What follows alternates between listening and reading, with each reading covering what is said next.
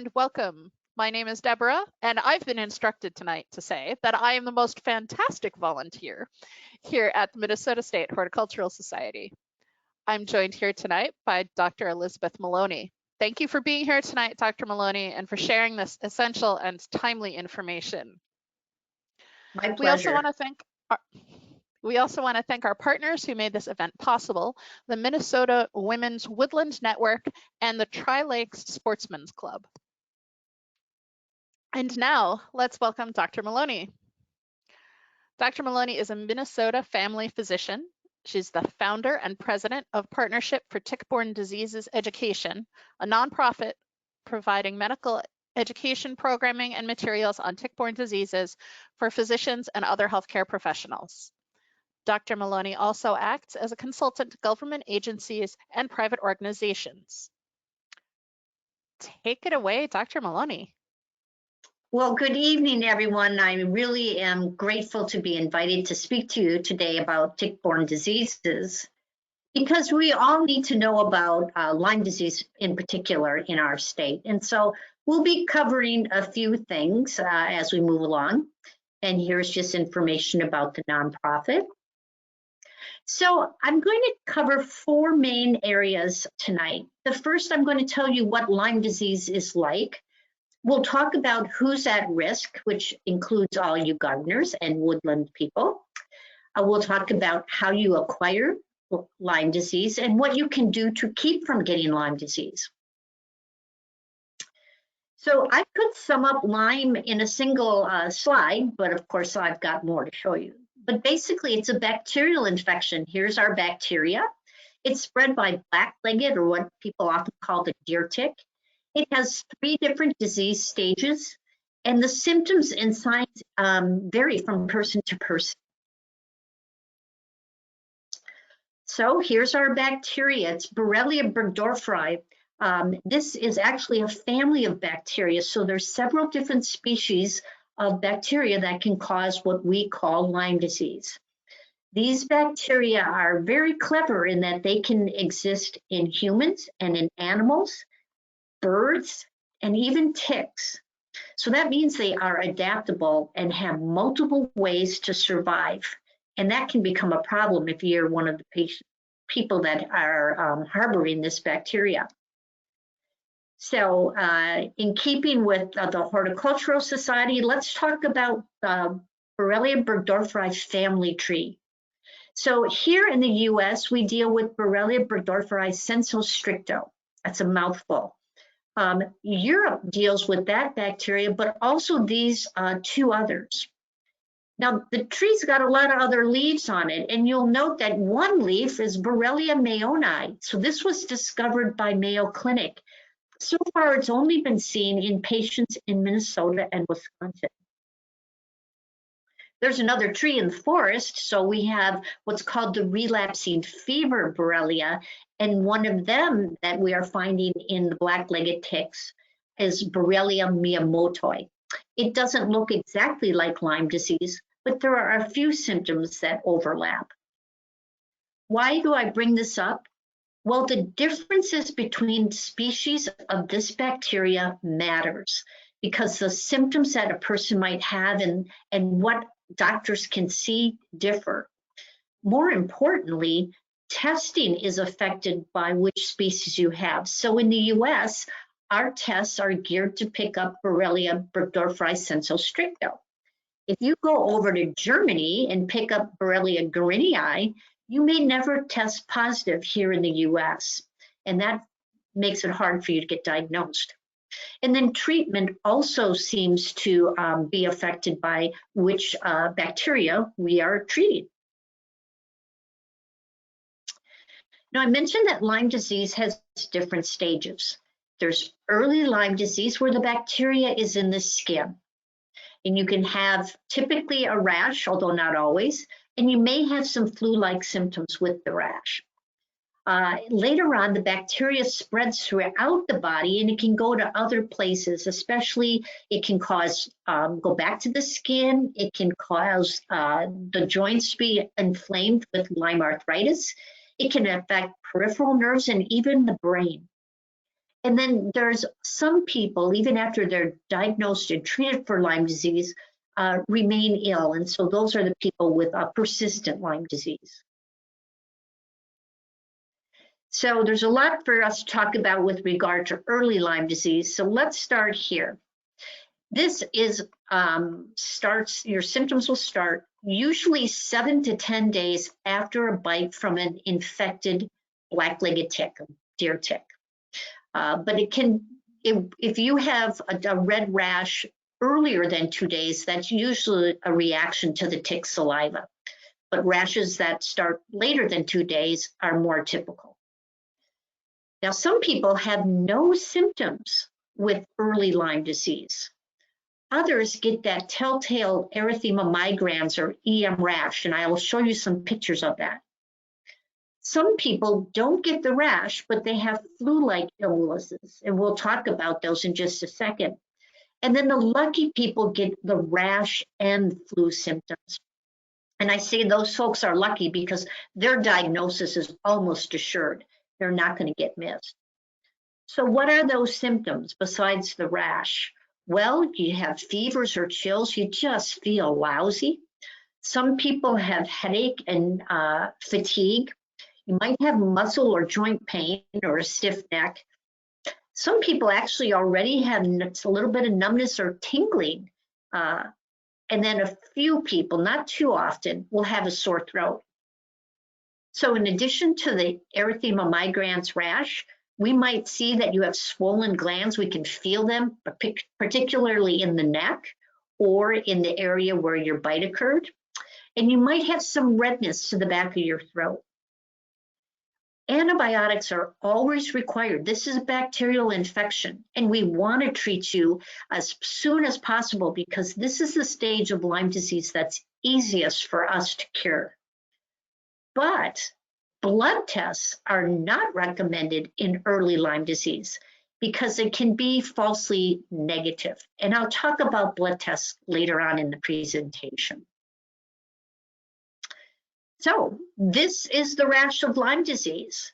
And you can't show me your hands, but I bet many of you were expecting to see something different, expecting to see a bullseye, because for many years, that's what we talked about. But it turns out that the most common appearance of an EM rash is a solid colored oval. And the color can be anywhere from a very faint pink to a deep, beefy red.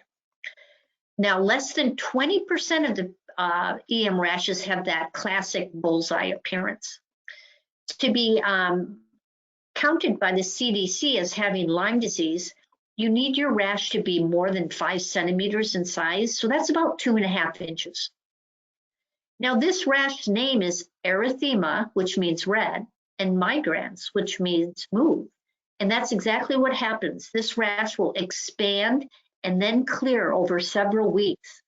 And it will clear even if you aren't treated with antibiotics. And so sometimes people don't go to the doctor because they don't feel sick and the rash goes away. So they think, oh, everything's fine. And that may not be the case.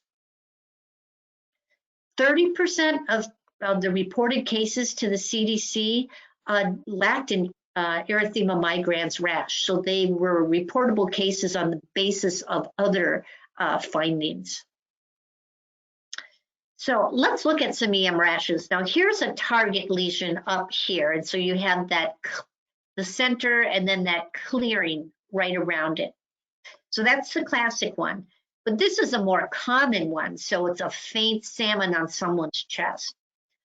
This one is beefy red, and we're going to come back to that. But you can see in the center kind of where you might imagine the tick bit.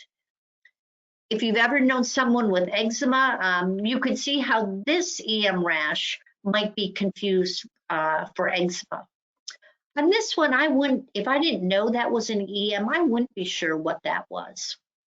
On people who have more melanin in their skin, their EM rashes can appear like a bruise. So here's a takeaway point I want you to remember. This rash would typically be called cellulitis. And that's what I would have thought if I didn't know that it was a EM rash. And the thing with cellulitis is that we typically treat that with a drug called cephalexin or Keflex. Keflex doesn't work for Lyme disease. And so you would take your Keflex and your rash would go away because it goes away anyway, and you might think everything is great, and that might not be the case. So if you are diagnosed with cellulitis in the summer in Minnesota or Wisconsin, ask your doctor for something that would cover both Lyme and cellulitis. And an example of that would be something like Augmentin or Ceftin. Now, if we don't pick up Lyme disease in that early stage, it can spread throughout the body and hit any of the areas of the body. And people start to have body-wide symptoms often weeks after the bite, but it can be months or sometimes years. So you might see multiple rashes. People will have joint pain, headache, all of the symptoms that I've listed here. I want to focus on two because they are important clues. So one is pain. Now this is not the pain of a swollen joint, because there is that kind of pain, or a sore muscle, but this is a pain that's deep, like a nerve pain. So we call that neuropathic pain. Now, neuropathic pain is seen in other things such as diabetes, where we talk about diabetic neuropathy, and that can be painful. And the good news is that the drugs that work for diabetic neuropathy also work for the pain in Lyme disease. And so we don't have to have people suffering with their Lyme disease if they develop neuropathic pain. Fatigue can be a prominent symptom in Lyme disease and very disabling. So this isn't the pain of, gee, I had a busy weekend, or I played a lot of softball and I'm out of shape.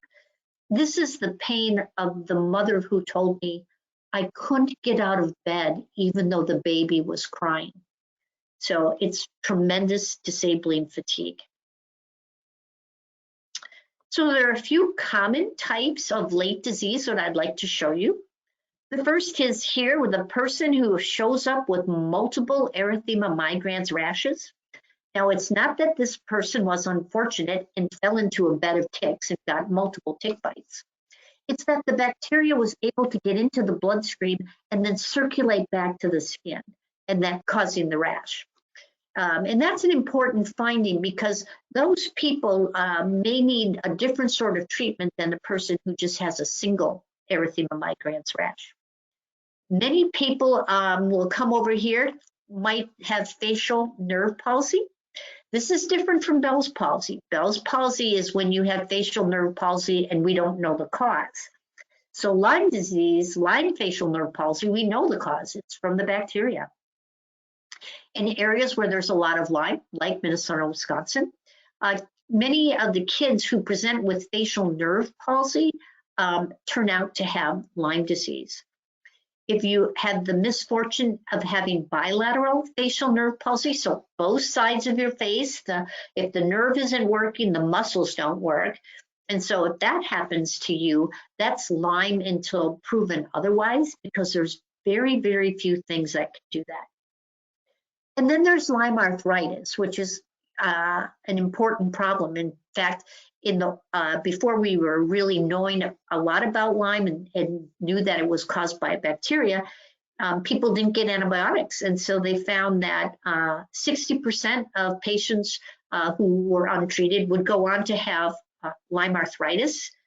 It can hit any joint, most commonly the knee, but I recently learned that the second most common joint to be affected is your temporal mandibular joint, so the TMJ.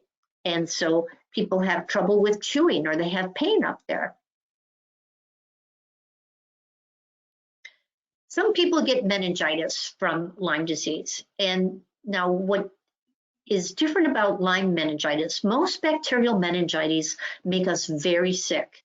So sick that we've come to vaccinate people for them. So children, when I was being trained, often got Haemophilus influenza meningitis, but now we have the Hib vaccine to prevent that.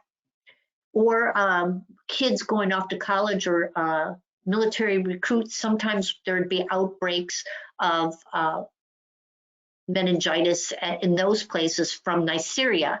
And so now we have vaccinations for that. Lyme meningitis is more like a viral meningitis. So you're sick, it goes on, you have a headache, a stiff neck. It might be a week or more. The trick is if you get a lumbar puncture, what people know as a spinal tap, you might not have very many infection fighting cells there, white blood cells. And so in the other bacterial meningitis, we expect to see hundreds of white blood cells. In Lyme, you might see 10. And so Lyme meningitis often is mistaken for viral meningitis. Then some people have Lyme that involves their heart, and it can involve any layer of the heart. But the most common that we talk about is involvement of the electrical system. And it can make your heart beat very, very slowly. And then sometimes it can lead to death. Sometimes the infection hits the heart muscle itself. And so your heart can't pump well. And so you have symptoms and signs of congestive heart failure. Or it might get that outer layer covering to the heart that is known as the pericardium, and then you can get pericarditis. And the classic symptom of pericarditis is you get chest pain when you take a deep breath. Late neurologic disease is the entity that is the trickiest to diagnose. It usually comes on months or even years after the bite, and it can cause malfunction of any part of the nervous system. And the symptoms are very variable and widespread, and that's because our nervous system controls so much of our body, because we even have our autonomic nervous system. So there's just a wide array of symptoms that can be caused if you have Lyme involving your nervous system. Now, it can mimic other diseases like ALS or multiple sclerosis, Parkinson's disease, and Alzheimer's. And the trick with that is that those entities, those 4 diseases, do not have tests that prove, haha, you have Parkinson's. Even MS doesn't have a foolproof way to diagnose it. And so some people with Lyme disease have been misdiagnosed with one of these other conditions. I don't want you to leave tonight thinking that all patients with MS really have Lyme disease. That's not what I'm saying. But what I am trying to say that is if you are diagnosed or a loved one diagnosed with one of these, make sure that the doctor has considered the possibility of Lyme disease. Now, common nerve problems are abnormal sensations or numbness, and the sensations can be quite odd. So some people report it feels like there was warm water on their limbs, even though they knew they were perfectly dry. Or it can be a buzzing or a stinging sensation. People can have that nerve pain that I talked about earlier. Some people have what we call as cognitive problems. They have trouble thinking. And so I know an architect that had to retire because he kept transposing numbers. Not a huge issue for me. I think I could continue on, but for an architect, that's career ending. People have trouble spelling, balancing their checkbook. They have trouble coming up with words. So they have what we call as word searching. And so instead of saying, could you close the blinds, it's, could you lower the things that cover the windows? And when people have that problem frequently, they start to do their own surveillance on their speech, which tends to make them even less fluent. There are some psychiatric conditions that seem to be associated with Lyme disease, particularly depression and anxiety. And again, not all people with depression and anxiety have Lyme disease, but a few people do. So Lyme is a tricky diagnosis, and until I studied it, I'm sure that I made mistakes and missed it. So the symptoms are variable and changing, and patients do not look the same. You know, an ear infection is an ear infection is an ear infection. And strep throats look a lot alike, but not Lyme patients. And so one of the things I do with my colleagues is try to teach them different patterns to Lyme disease. Lyme mimics other diseases, and the symptoms look like the symptoms of other diseases. So in those kind of situations, we like to have a diagnostic blood test that can help us sort through things. Unfortunately, the tests in Lyme disease are not always reliable. They're looking for antibodies, not the bacteria itself. And so I think with COVID, we learned that there are PCR tests that look for pieces of the virus, and we have PCR tests for Lyme disease. And then there are antibody tests. Antibody tests are what your doctor will order if they suspect that you have Lyme disease. Now, it takes a while for our bodies to make antibodies. It can take several weeks or more. And so if you get your bite and then on day 10 you go to your doctor with your erythema migrans rash and they do a blood test, it's very likely that your test will be negative. So that's why we don't encourage doctors to do blood tests when someone has an EM rash. And even someone who doesn't have the rash but has flu-like symptoms, especially adults, and has risk factors for Lyme disease, it's best just to treat those people because we don't want to miss the infection when we can cure it. If we test too late, it also appears that the antibody response goes away. That's a bit unusual, but it's been documented in humans and in animals. And so that requires further study.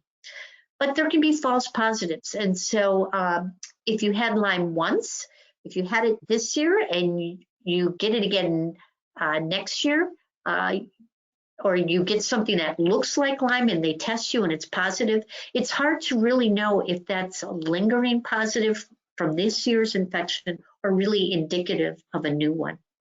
And sometimes we have antibodies that react to our tests that were actually developed in reaction to a different disease. So we call those cross-reacting antibodies. Now, for a while, people were told that once your test is positive, you'll always be positive for Lyme disease, and that is not true. Most people are not positive a year out from their disease, but it's very variable. So we cannot predict in a given individual when their antibody response will go away.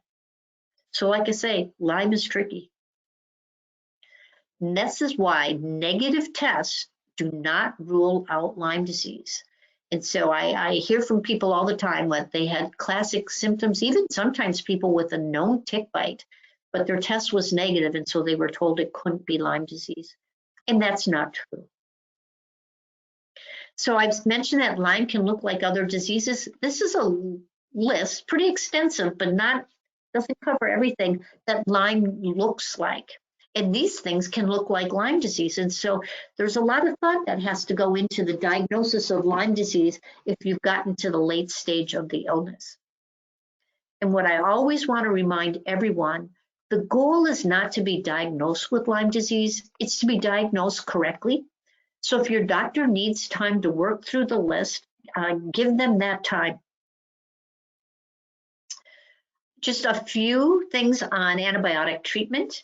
We know that it's most effective in the early disease, but there are some people who remain ill despite being treated.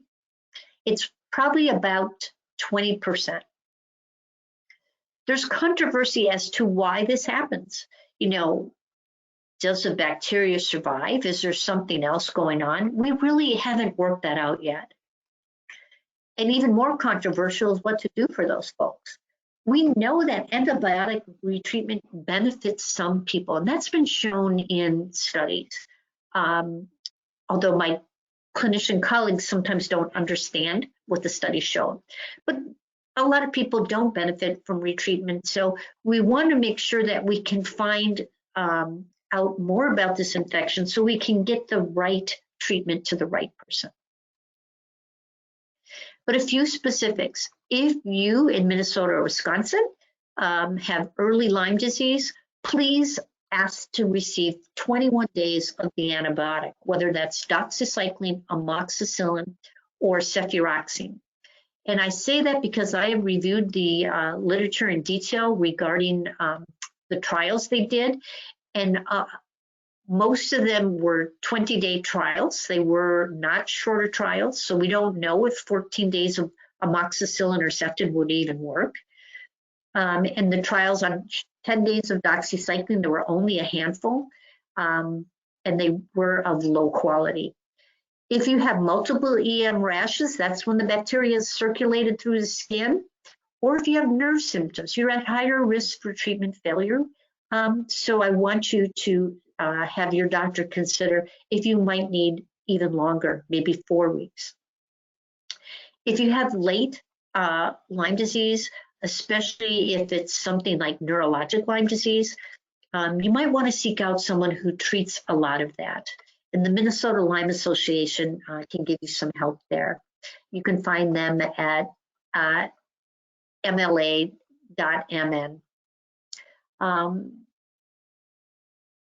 Let's turn now to who's getting Lyme disease. Well, the first thing is I want to make you aware that Lyme is more common than we've been taught.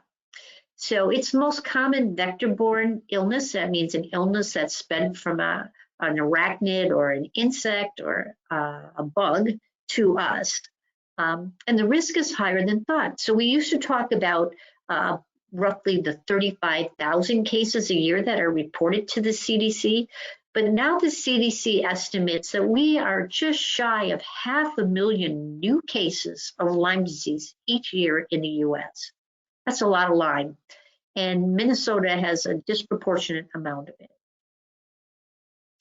And for some of these people, Lyme is a very serious illness. So the people who don't get well often end up on disability or they have to cut back on work and school. It can be a costly disease. The cost for patients really goes up if you have later disease. And then there's limited access to care for patients who have complicated cases because physicians haven't really been taught much about the infection other than the EM rash. So my realtor friends say location, location, location. And so if we look at this map, your eye immediately goes to the dark areas. This is where Lyme is, right? Every reported case is a dot on the US map and based on county of residence where the patient lives. And so we see here in the upper Midwest, but I want you to now let your eyes focus on Seattle, San Francisco, and we can trace right along the Gulf Coast and see those cases of Lyme disease. And then there's scattered cases. So North Carolina has more cases than you would think. Here down in Virginia. If we look at Minnesota and Wisconsin, the darker the county, the more Lyme disease, and you can see it's kind of a band that stretches up this way. So Minnesota is always in the top 10 states of Lyme disease. And the last data that I could find is from 2019, I think because CDC has been very busy managing COVID. And we had 1,500 cases roughly, but you need to multiply that by about a factor of 10. So we probably have somewhere between 10 and 15,000 people in Minnesota that get Lyme every year. And it's not just in the woods. You can find Lyme in the metro, golf courses, city parks, campsites, and backyards. If you spend time in the rough, you really would do well to improve your golf game because you can certainly, many of the golf courses have resident deer populations, and that's a great way to pick up Lyme disease. So a few more photos of risk.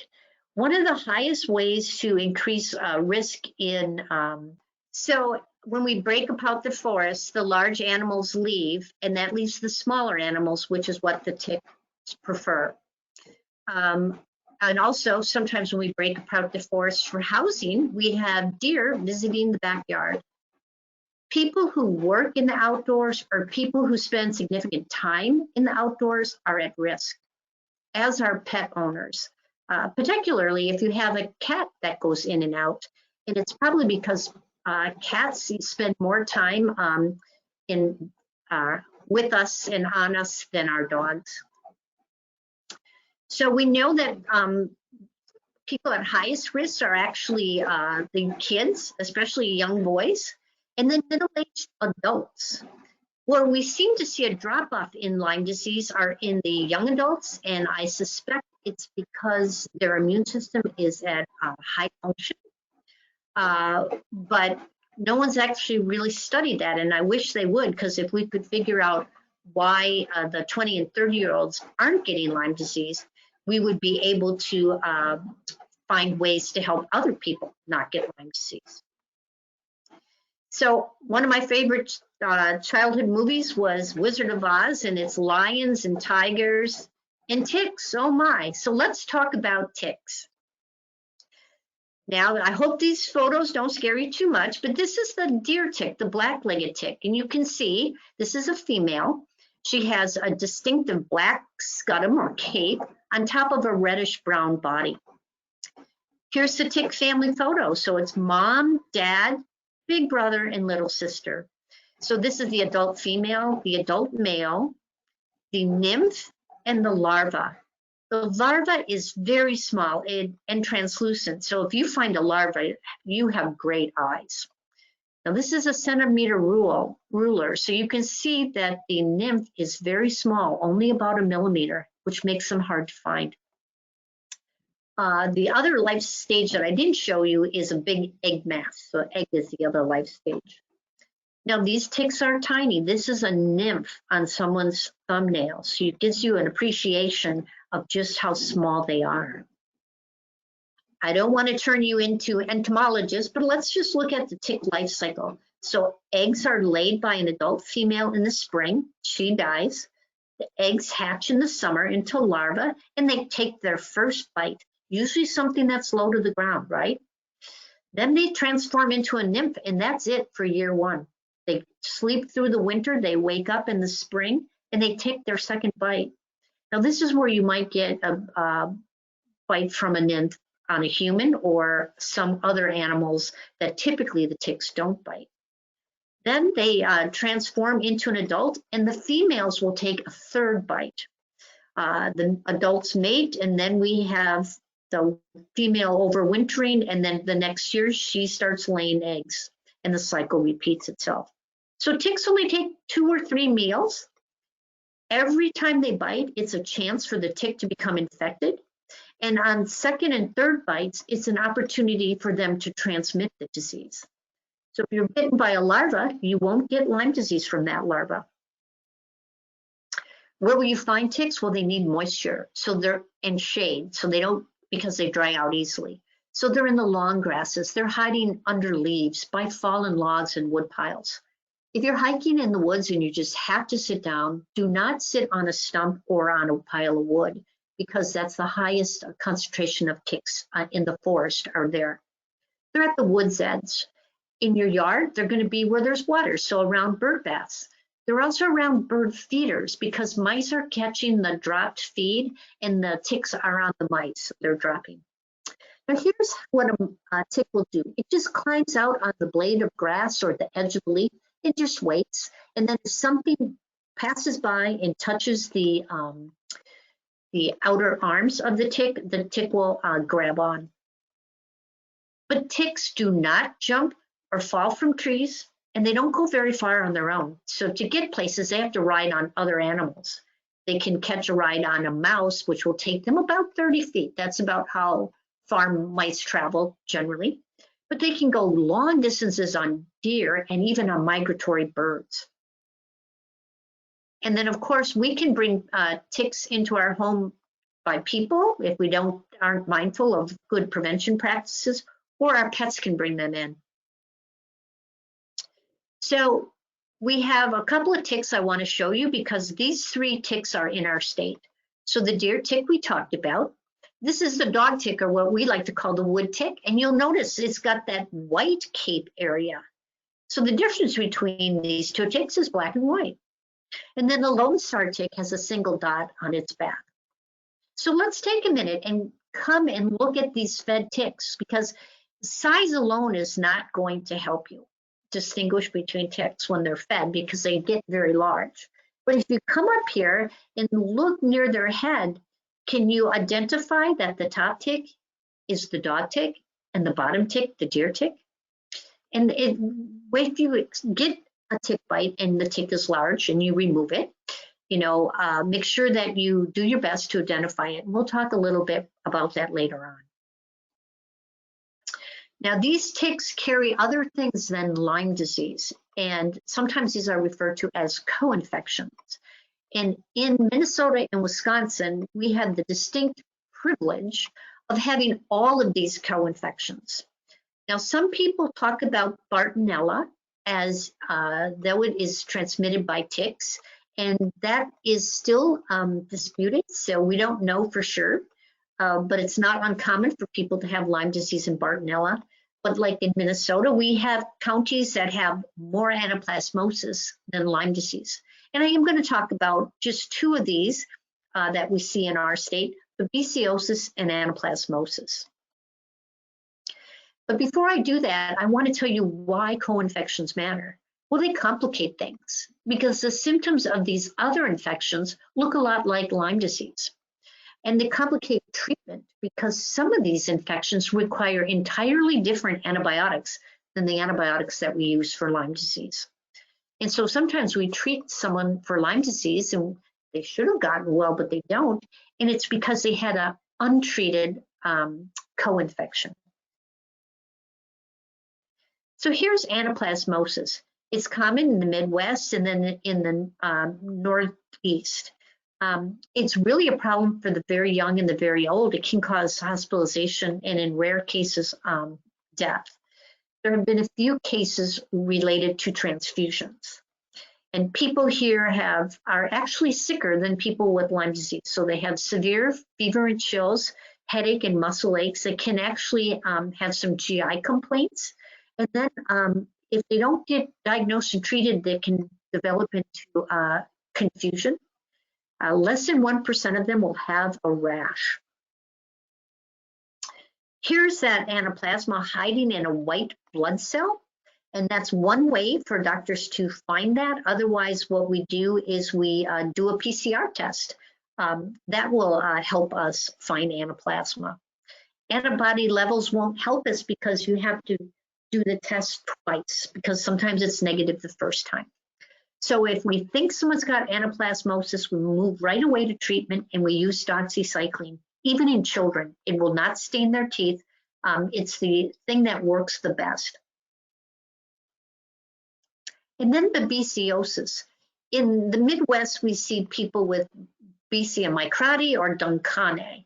And this is potentially a serious infection. It's like the Midwest malaria. It has symptoms very similar.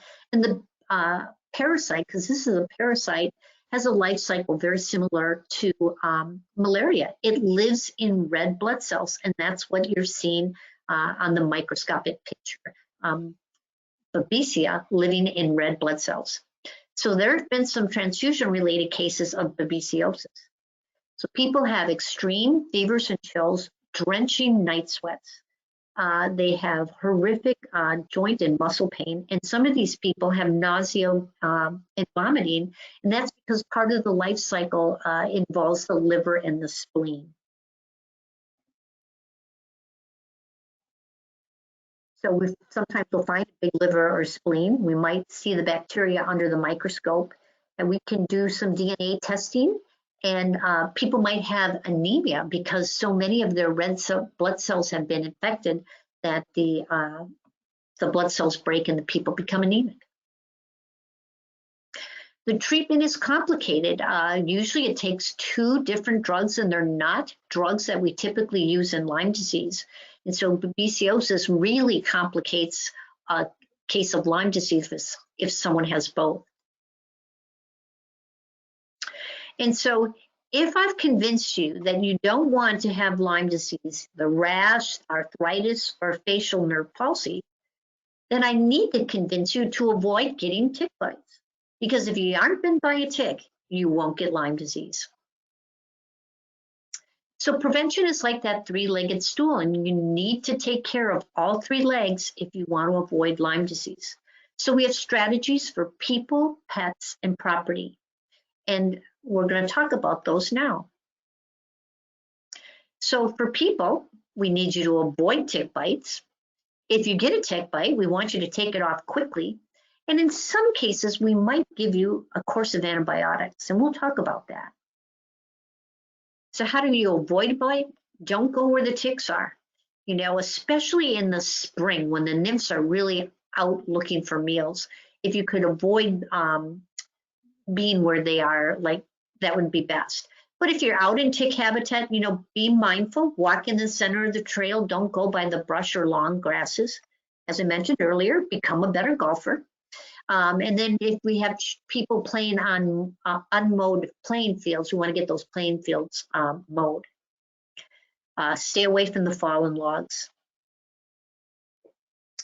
Well, here I am, and I'm trying to demonstrate a good dressing for avoiding a tick bite. What you want to do is use permethrin treated clothing and cover as much of your body as possible. And I'll talk about permethrin in a moment. And the reason you want to cover as much skin as possible is that ticks do not bite through clothing.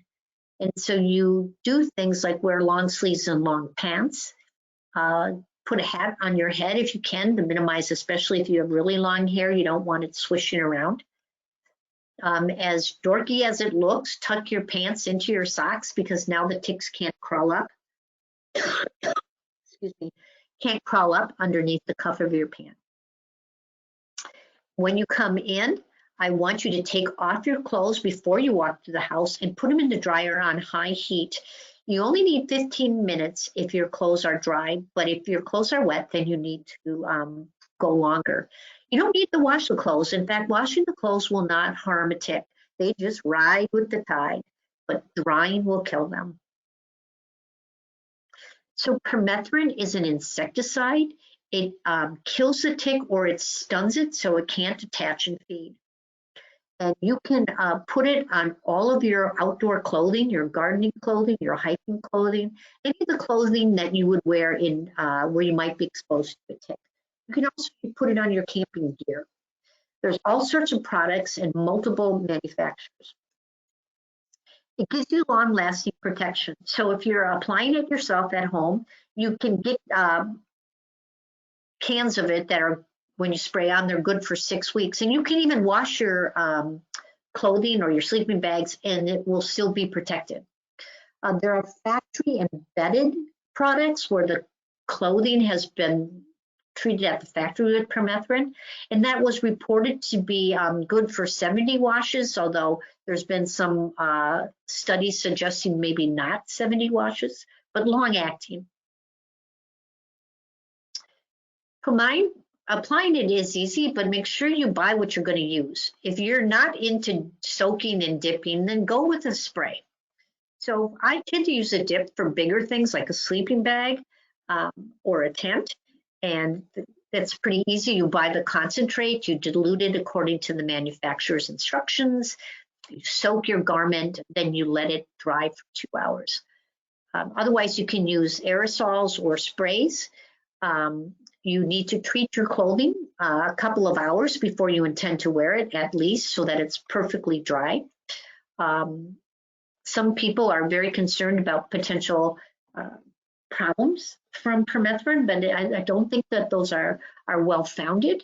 When people have scabies, we have them rub a permethrin lotion on their body and keep it on there for a long time before they wash it off. And so a little permethrin is probably not going to kill you. All sorts of repellents need to go on your exposed skin. You have a lot of choices. DEET has been around the longest, so it's got the longest track record. Canada would prefer that you not put it on children, but in the US, we don't have an age limit. I think, well, we have 2 months. There's all sorts of products.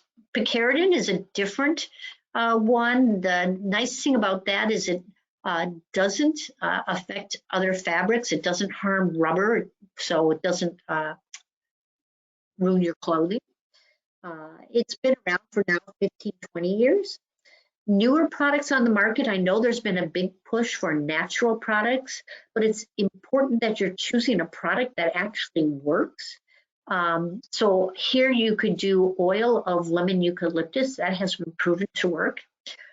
If you're outdoors for a long time, or if you're swimming or something really sweaty, you might need to reapply those. So you have to factor that in as well. How frequently do you want to reapply?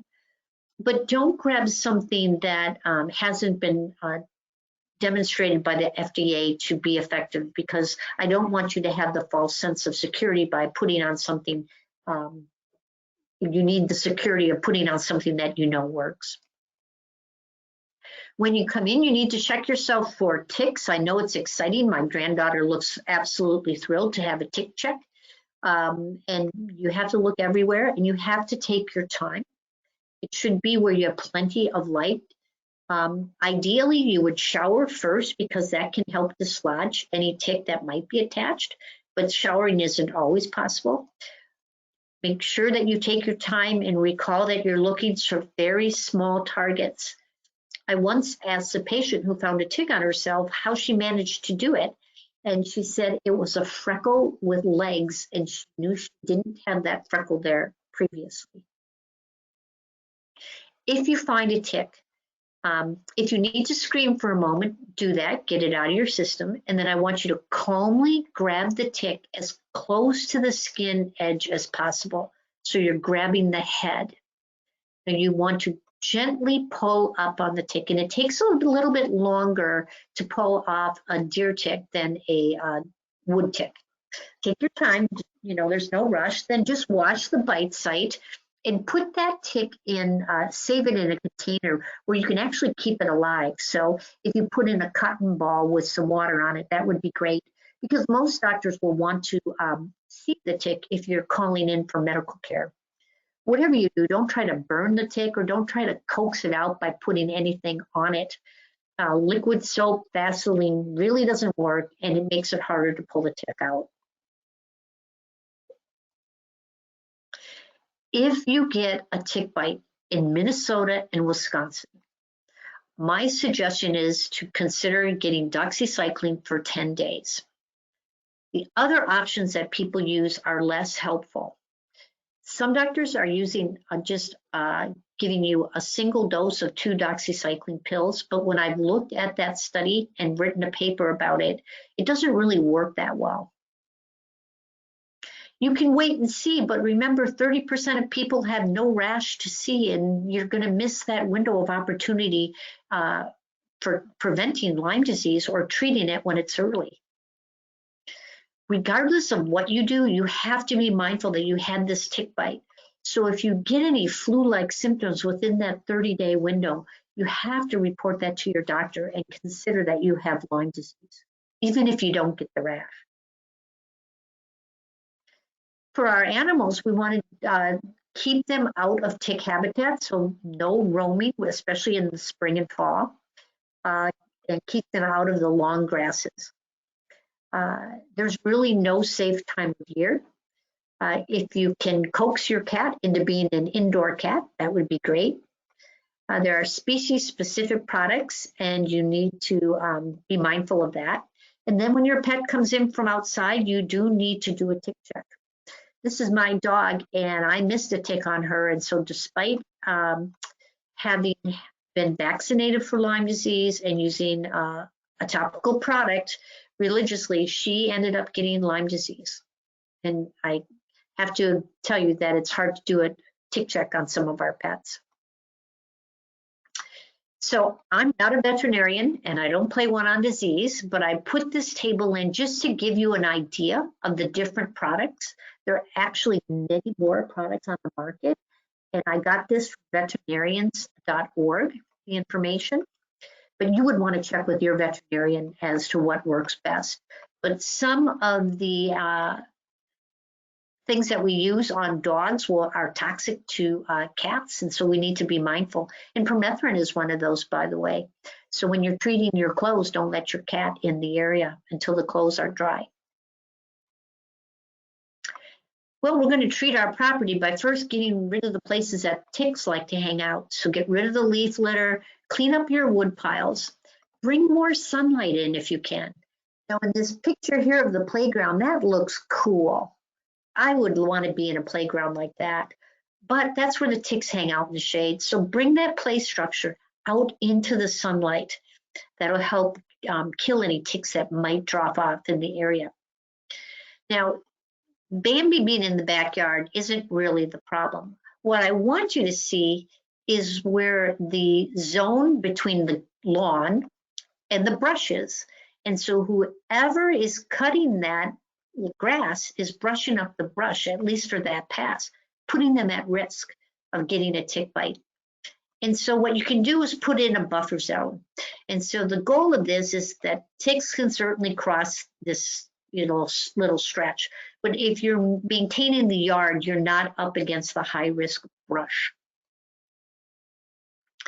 Now, there are certain things that attract deer, and so we want to get rid of them. And we want to replace them with things that the deer won't eat. And so the information that comes here is from the gardeners of Connecticut, where there's a lot of Lyme disease. And this is their advice to remove these plants in the top two boxes and replace them with what's below. I know that doesn't always make people happy, but it's advice for you to consider. We can treat landscapes, but if you're going to do that, I recommend that you download Tick Management Handbook by Dr. Kirby Stafford. All sorts of important information there. You're going to time your application to that tick life cycle that we looked at, so we can kill nymphs by treating in May and early June, and then you can kill the adults in October. So usually people will treat twice the first year and then just in the spring in subsequent years. You have to focus on where the ticks are. You don't need to spray an entire yard, but go on the border between lawn and woods, on wood piles, stone walls. If you have water on your property, if you're by a creek or a stream or a lake, you really have to stay away from that body of water because these chemicals are toxic to aquatic life. So again, look at Kirby's handbook or get a professional. So to summarize, Lyme disease is a complex and significant illness. The risk is definitely high in Minnesota, Wisconsin, and it's growing. And prevention really works, but you have to use it. So as we say goodbye to our tick friend, if you take nothing else away from this, I hope you will know that an ounce of permethrin is indeed worth a pound of antibiotics. Thank you for your attention. My thanks to the sponsors of the talk, and I'm happy to field your questions. And again, my apologies for the audio problem. Thank you so much, Dr. Maloney. Would you just clarify what type of, I know we were talking about what type of questions you would take and would not take. Could you make that clear to our audience? Yes, thank you. So I will not be providing medical advice for a specific patient. So if you're dealing with Lyme disease, I am sorry for that, but I won't be able to take questions about your personal case and treatment. Okay. So our first question is, what is there care available for patients who are positive with Lyme disease but have antibiotic allergies? Well, most patients aren't allergic to all of the different antibiotics. So if you are allergic to doxycycline, then another option is amoxicillin. If you're allergic to the penicillins, most people can still take the cephalosporin, so you could take Ceftin. But if you're even nervous about that, then there are things like azithromycin. So that's Zithromax, and then clarithromycin, which is Biaxin. So there are some other choices. It would be unusual that there would be no antibiotic choice.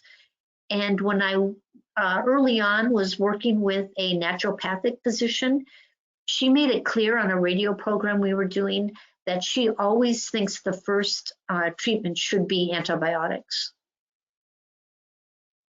Okay. Do people who are immune suppressed need to take even more precautions than usual? And what can they do other than never go outside? Oh, I would hate for people to never go outside. Even the immune suppressed need sunlight and nature. But yeah, you just have to be, you have to do all the layers that we talked about. And then I think I probably would avoid being in the woods if you're immune suppressed in April through June, because that's when the nymphs are actively seeking a host. But I think if you take all those precautions, in particular, do the tick check, then you should be fine, because life is filled with risks, and I think you can balance the risk of Lyme disease by doing a lot of strong prevention techniques. Okay. Is there a test available that can actually test the tick in question that has been extracted from a person?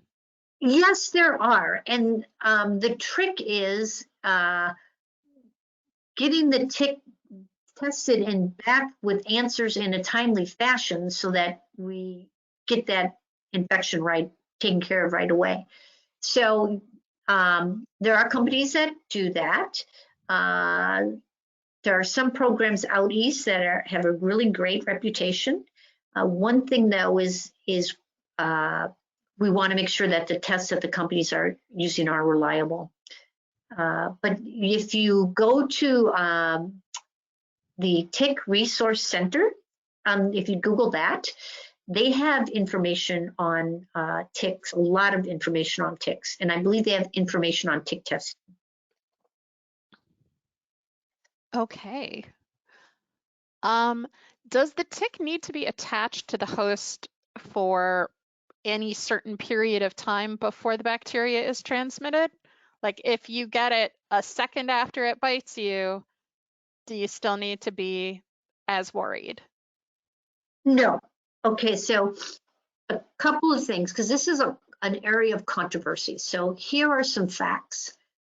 We know that generally speaking, it takes about 24 hours for the tick to transmit the bacteria. And that's because the bacteria is living in the tick's midgut and it's attached to the wall of the gut. And so when the blood comes in, that's a signal for the tick or the bacteria to release from the tick's midgut and get up to its salivary glands, and then it put into the host. And that process takes time. But we can't say for certainty, because there have been cases of people that acquired Lyme disease in less than 24 hours. But generally speaking, I think 24 hours is a pretty defensible cutoff time. However, other diseases like anaplasmosis is definitely transmitted in less than 24 hours. And Poisson virus, which we have a few cases every year in our state, that's transmitted in 15 minutes, which is why it's so important to use permethrin and to use repellents. Okay. We have a request for you to please back the slides up to the plant species slide. Sure. And if we could just leave that up for a bit, I will remind everyone that deer eat almost everything. So on my part, just as a gardener, I do have to say, there's always the possibility they're going to be attracted by it anyway, because deer are kind of like rabbits and they'll eat everything. But okay, we've got that up. The pesticide that you talked about that can be used on the lawn wood border. It is permethrin. It is permethrin. How does it affect beneficial insects? Oh gosh, you guys, someone just asked me that and I'm waiting for an answer from Kirby Stafford. I had reached out to him. My guess is this. Okay. I won't guess, but remember, But I will try to get you an answer and send it, and you can post it. Thank You're you. not treating that whole yard, so you're not spraying around where the pollinators might come in, right? Because I don't necessarily want you spraying your flower beds. I want you to spray kind of the high risk areas, which is at the lawn, brush border, stone walls, wood piles, that kind of thing. Okay. But I will look for that because, yeah, we have to be really, really conscious of the not unintended consequences, right? Especially with pollinators. Okay, and since we are going a little bit over, I will say that Dr. Maloney has said that they will stick around until 7:45. So thank you very much. If anyone has to go, please realize that yes, we will be sending the link for you to view a recording of this webinar. And thank you very much for coming. And now back to the questions. Does putting the clothes in the dryer for however long we need to affect the permethrin or shorten its No. Oh, useful time? that's a great question. No, it doesn't. So the brand that I use says it's good for 6 washing and dryings. So no, you don't have to worry about that at all. It won't, and it won't count as a washing. So you're good by throwing the clothes in the dryer. Awesome. That's I great. know, because that's easy. Yeah. Do all deer ticks spread Lyme disease? Like, should we just, is it just safer to assume that, well, it's a deer tick, therefore we've been exposed? In Minnesota, it is safer to make that assumption. It's very interesting. A few years back, there was a study and they looked at the deer ticks in our state at 16 different sites. And the infection rates range from 0 to 65% of the ticks being infected. With that high of an infection rate, it would be, in my view, silly to not take a course of doxycycline. But I have a bias because I know what happens to people who get Lyme disease. Other people who are really worried about antibiotic use personally might make a different decision. But if I personally think in our state, in Wisconsin, that you can make a strong argument for having a short course of doxycycline, not the other antibiotics, I'm afraid. We don't have any evidence of their effectiveness. About 20 years ago, there was talk of a Lyme vaccine. Is there still a vaccine in the works? They're really trying to find a vaccine. So we had one briefly. It was removed, and depending on who you listen to, it was removed because of side effects. And once people learned about the side effects and they didn't want the vaccine, or if you listen to the manufacturer, it was just that interest in the vaccine waned. But if you had the vaccine, because some Minnesotans had the vaccine, you are not protected from the vaccine any longer. And that was one of the problems with that vaccine. Wait a second. I'm sorry, you said if you had the vaccine, you're not protected from the vaccine any longer? That's correct. Okay. So one of the drawbacks of that vaccine is it needed to be boosted. Ah, okay. Right. So, because even if you've had Lyme disease itself, you can get Lyme disease again.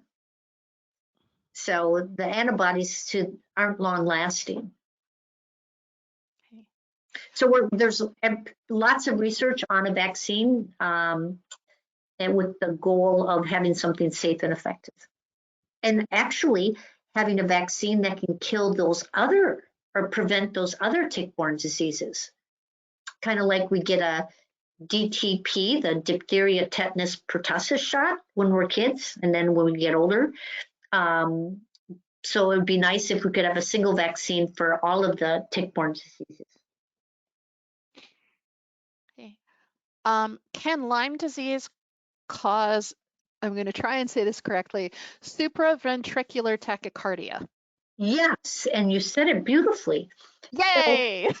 so Lyme disease can affect the conduction system of our heart. That's the part of our heart that transmits the electrical signal to the muscles that actually contract and pump blood. And so most well known is Lyme disease causing heart block. But now there's been a lot of work, and I knew of a patient who first started out having atrial fibrillation. And so we are finding that, yes, it can cause other things like a supraventricular tachycardia, which just means a fast heart rate that's produced because the upper chambers are making the heart beat fast. I have never had a deer in my urban yard, says this lucky listener. Does that mean that my yard is unlikely to have deer ticks? Well, it's a good sign. However, the way that we really get ticks in our yard are the mice. So if you live near a golf course with a resident deer population, you might still have risk in your yard. In Connecticut, they estimate that 75 to 80% of the cases that people have in Connecticut, they acquired in their residence. So in their backyard.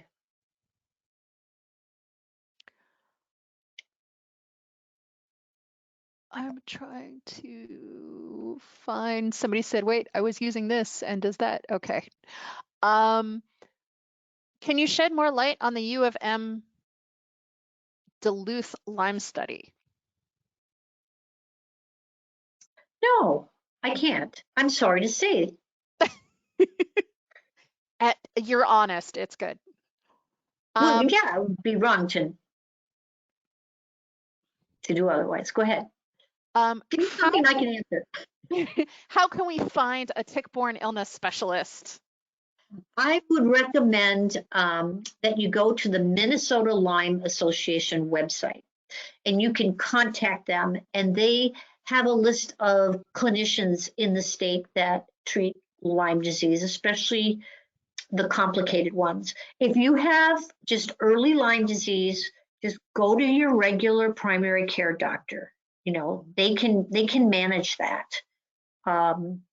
It's the more complicated cases that become more of a challenge. Okay.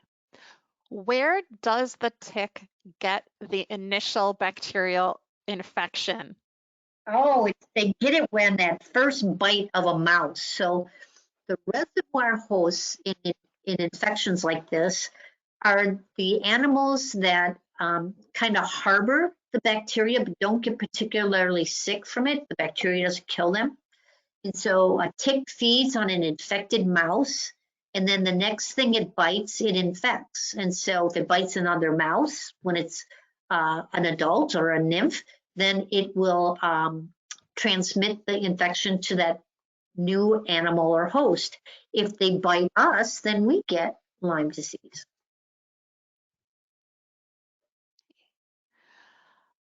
If there's a warm day in February or March, is there a risk of getting a bite? Yes, there is. So ticks can become active during even a January thaw. So if the temperature in the area where the tick is gets above 38 degrees, or sometimes people say above freezing, then the ticks can wake up. Now, ticks survive the winters because they have like an antifreeze in their blood. So the warm sunlight, they can come out of hibernation and bite. Luckily, most of the time we aren't wearing shorts and sandals during a warm spell in February. Well, some of us are. Oh, the brave, the hardy. And on that note, most golfers wear shorts. Is spraying socks and shoes and skin sufficient? Well, you should treat all of the clothing with permethrin and then use the repellents. Okay. And take golf lessons.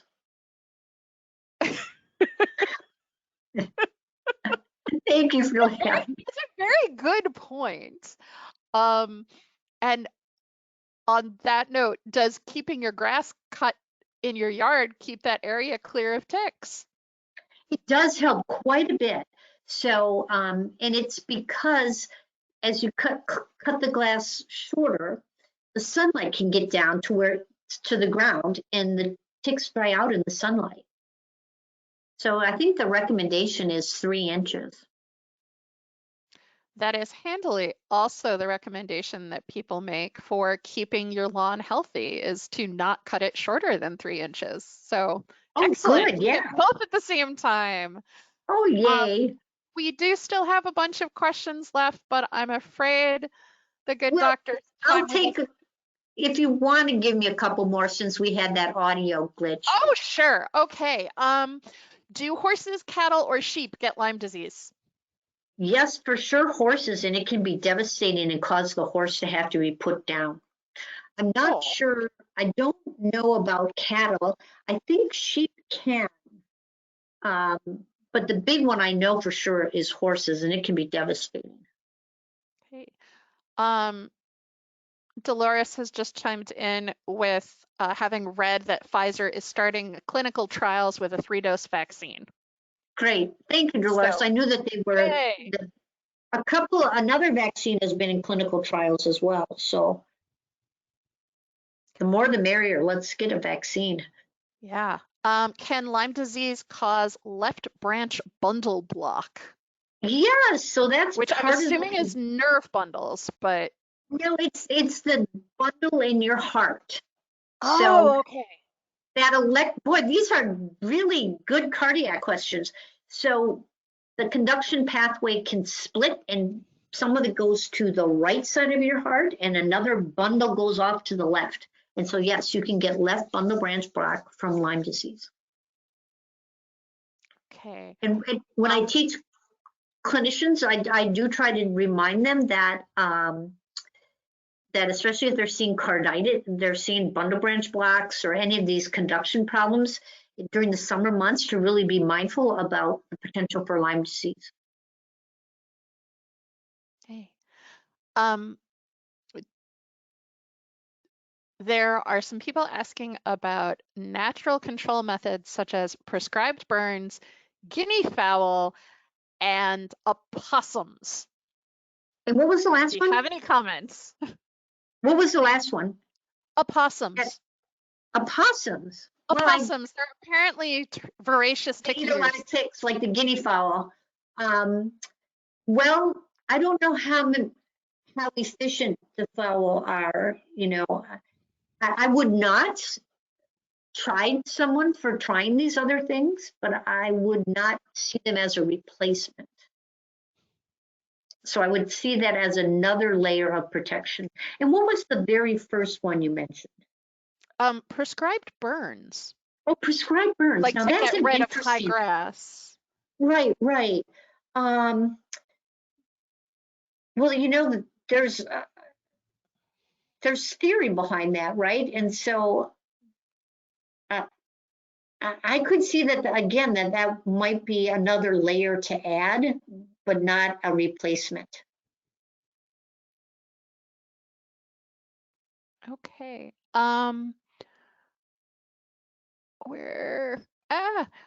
We have somebody, Barb has sent in a link which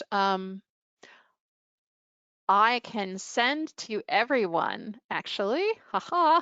Everyone will be getting this link in the questions pull down if everyone wants to go to that. It is the 2007, which she thinks is the most updated version of the Tick Management Handbook. Oh, good. So thank you for that link, Barb. We really appreciate it. Let's see. If you remove the tick as soon as you find it, is it recommended to take the 10 days of doxycycline, or is the 1 pill? There was some controversy over it. There's no controversy. So I've written a couple papers on this. Okay. So my opinion is that if it was a family member of mine, I would probably give them 10 days, all things being equal. But it's a case-by-case basis, and part of it depends on how big the tick was. If it was clear that the tick had fed, so if you have a nice big fat tick on you, boy, your risk of acquiring Lyme disease from that bite is pretty significant. If the tick is perfectly flat, so it's unlikely that it's done any significant feeding, it probably hasn't been attached for 24 hours, that's a different decision to make. But we have so much Lyme in our state that any opportunity to prevent it, I tend to have a bias towards doing that. But I would not, if someone chooses to not, then they just have to be super mindful and document that in their medical chart that they had a known tick bite, because some of the neurologic symptoms don't show up for a long time. Years ago, it was hard to get doctors to prescribe antibiotics after a tick bite. Are Minnesota doctors getting better about addressing concerns about tick-borne diseases? I hope so. I try to talk to them, and I do run free continuing medical education courses on a website for them to learn about how to manage a tick bite. So I do hear from people that they're getting more treatment. Now, there's one paper that I wrote, 11 years ago already, and it was in the Wisconsin Medical Journal, and it was about managing tick bites. And I wrote it in a way so that it could be read very quickly, and the doctor could read it while you're there and do what they should do. And the journal chose it to kick off at the journal CME, continuing education program. So the editors thought the paper was worthwhile. And so we encourage people to, if you have a tick bite, take the tick with you and take the paper with you and talk to your doctor about what your options are. Okay. And our last question is about dogs. So the Lyme disease shot that you can get for your dog, is it effective in repelling the deer tick, or does it only work because the tick bites, takes in the medication and is killed by it? It works by killing the bacteria. Now, okay. Yeah, so that's how it works, and it is effective. It's not 100% effective. I think it might be in the 70 to 80 range, but that's a lot better than nothing. So, pet owners should really talk to their vets about preventing tick bites.